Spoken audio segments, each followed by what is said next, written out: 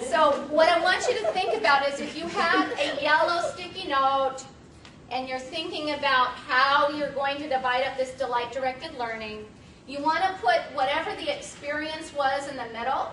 So maybe that is, their Boy Scout badge, okay? Or maybe it's their 4-H project for the year, okay? So that's where you write the experience. And then you can put the grade that you gave them. Did they meet your high expectations? Did they meet somebody else's high expectations? You'd be surprised at how many people will grade their children lower than an A when they got a blue ribbon. Okay. And then here you might put the year that they completed it. That's just so that you remember it was freshman year instead of sophomore year. Okay. Down here you might either put the credit value or the number of hours. HRS. Okay.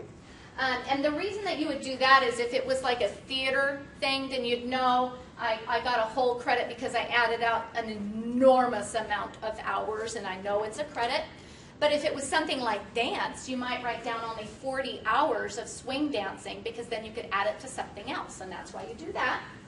And then over here is where you're going to kind of think about the different subject areas that might be in. So it's a brainstorming area.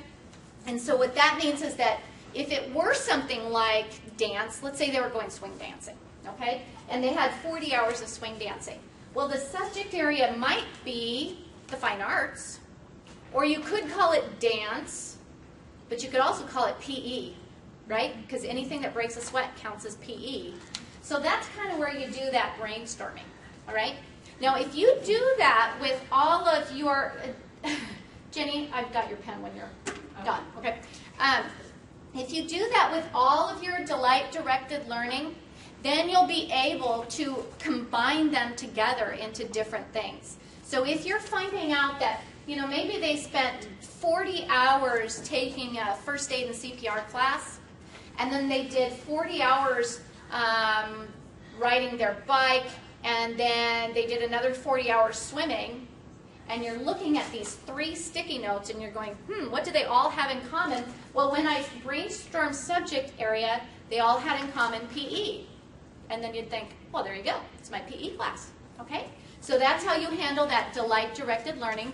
And if you get stuck, that's one of my favorite questions during my free 10-minute consultations on Wednesday.